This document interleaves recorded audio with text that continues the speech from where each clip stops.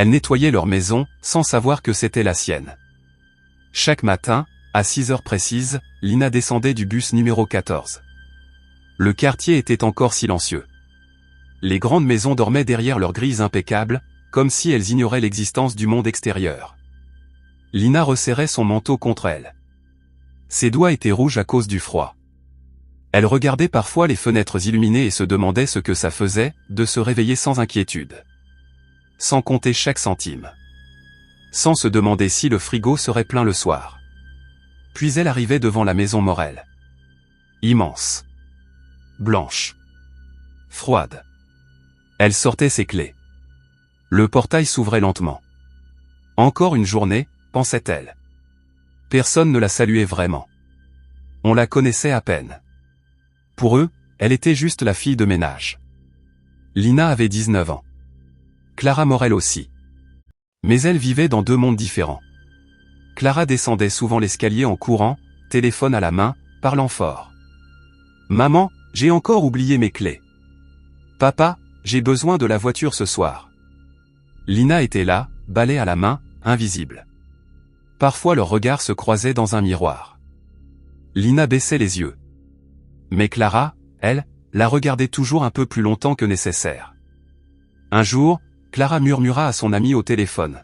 « C'est bizarre, elle me ressemble un peu, non ?» Lina fit semblant de ne pas entendre. Mais son cœur, lui, battait trop vite. Lina n'avait jamais connu sa mère. Elle avait grandi dans des chambres qui n'étaient jamais vraiment les siennes. Avec des jouets laissés par d'autres enfants. Des murs trop blancs. Elle se souvenait encore de la voix de la directrice de l'orphelinat. « Tu es forte, Lina. Tu dois apprendre à te débrouiller seule. » Mais personne ne devrait apprendre ça à un enfant. La nuit, Lina se demandait souvent. « Pourquoi moi ? Qu'est-ce que j'ai fait de mal ?» Elle n'avait qu'un seul souvenir de sa naissance. Un bracelet en argent. Gravé de son prénom. Un après-midi, Lina balayait le jardin pendant que Clara parlait avec sa mère. « Tu sais, maman, parfois je me demande comment aurait été ma vie si j'avais eu une sœur. » Madame Morel se figea. « Pourquoi cette question ? » ?»« Je sais pas, j'ai toujours senti un vide. Tu m'as dit un jour que j'étais née avec une sœur. » Silence. Lina sentit son souffle se bloquer. « Elle n'a pas survécu », coupa Madame Morel sèchement. Lina serra son balai si fort que ses doigts blanchirent. Une sœur. Morte. Ou pas ? Quelques jours plus tard. Salle de bain parentale. Lina essuyait le lavabo quand elle le vit. Le bracelet. Exactement le même. Même gravure. Même rayure près du fermoir. Elle laissa tomber son chiffon. Non, ce n'est pas possible. Ses jambes tremblaient. Pourquoi ce bracelet était ici ? Elle le toucha du bout des doigts. Un frisson parcourut tout son corps. À partir de ce jour, Lina observa tout. Les photos de famille. Les dates. Les silences.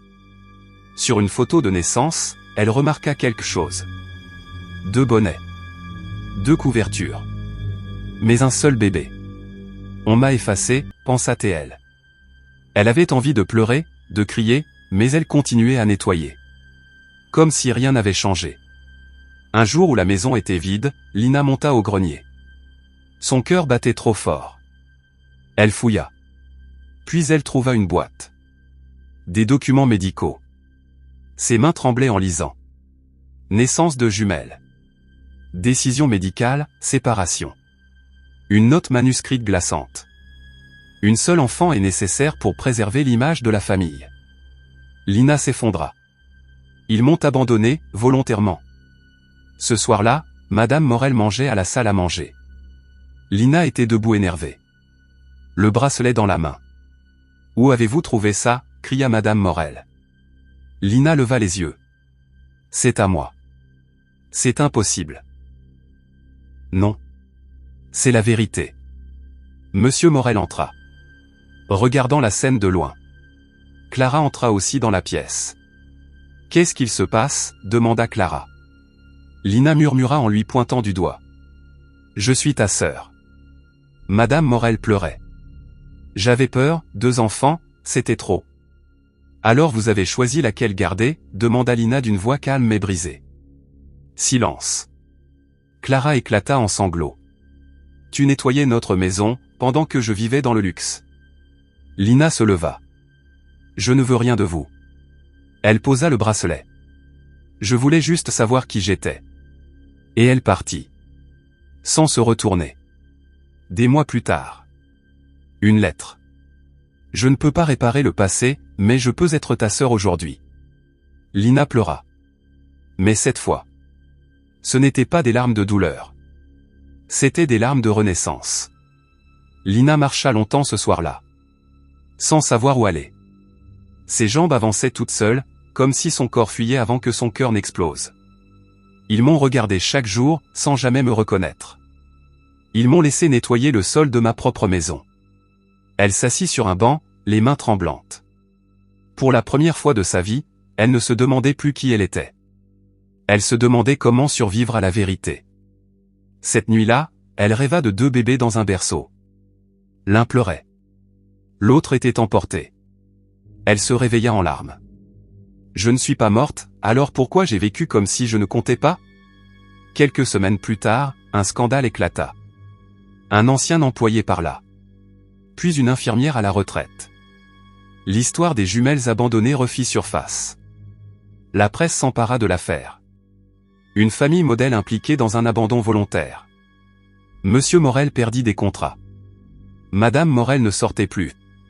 Mais Lina n'avait rien demandé. Quand une journaliste la retrouva et lui demanda « Que ressentez-vous » Lina répondit doucement « Rien ne pourra me rendre mon enfance. Mais je refuse que d'autres enfants vivent ce que j'ai vécu. » Cette phrase fit le tour des réseaux. Un matin, Lina reçut un message. « Clara, je ne te demande pas de pardon. Je te demande une chance. Un café. Une discussion. Rien de plus. » Lina hésita longtemps. Puis elle accepta. Elles se retrouvèrent dans un petit café. Silence. Puis Clara murmura. « J'ai toujours senti qu'il manquait quelque chose en moi, c'était toi. » Lina la regarda longtemps. « J'ai nettoyé ta chambre pendant 1 an, sans savoir que c'était aussi la mienne. » Elles pleurèrent. Pas comme 2 inconnus. Comme 2 sœurs séparées trop tôt. Pendant longtemps, Lina refusa de revoir ses parents biologiques. Elle avançait dans sa vie, mais la colère était là, silencieuse, lourde. Pardonner, est-ce que ça veut dire oublier? Est-ce que ça veut dire que ce qu'ils ont fait était acceptable? Chaque fois que Clara parlait de leurs parents, Lina changeait de sujet. Je ne suis pas prête. Clara comprenait. Elle non plus ne leur parlait presque plus. La maison Morel n'était plus qu'un bâtiment vide de chaleur. Un jour, Lina reçut une lettre. Écrite à la main. Madame Morel. Lina. Je n'ai pas le droit de te demander quoi que ce soit. Je t'écris seulement pour te dire que je pense à toi chaque jour. Pas pour soulager ma conscience. Mais parce que je porte ta douleur comme une punition. Je ne cherche pas ton pardon. Je voulais seulement que tu saches que je t'aime. Même trop tard. Lina pleura longtemps. Pas de rage. De fatigue. Des mois plus tard, Lina accepta. Pas dans la maison. Dans un parc. Les parents arrivèrent les épaules basses. Madame Morel tremblait. Tu peux partir quand tu veux, dit-elle. Lina regarda longtemps ces visages qui lui ressemblaient tant. Pourquoi m'avoir laissé? Monsieur Morel répondit enfin. J'ai eu peur. Peur de perdre ce que j'avais construit. Et j'ai fait le pire choix possible. Silence. Lina ferma les yeux. J'ai besoin de réfléchir, laissez-moi du temps. Madame Morel éclata en sanglots. Merci, merci, merci Lina. Le pardon ne fut pas immédiat. Il se construisit lentement. Un message. Un café. Un regard.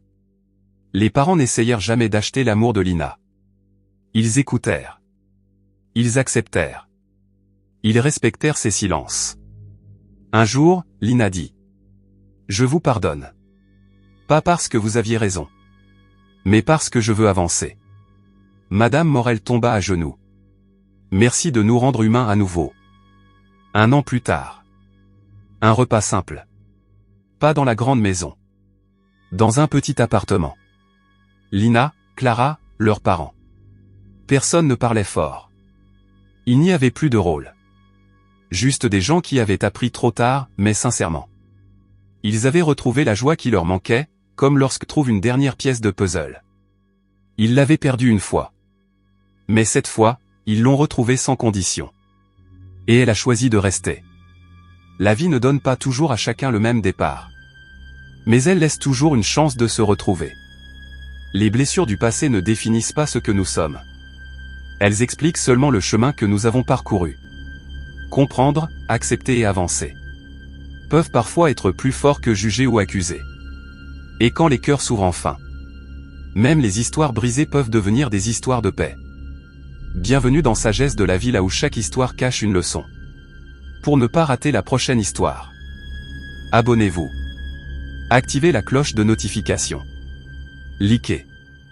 Partagez. Laissez-nous un commentaire. À très vite.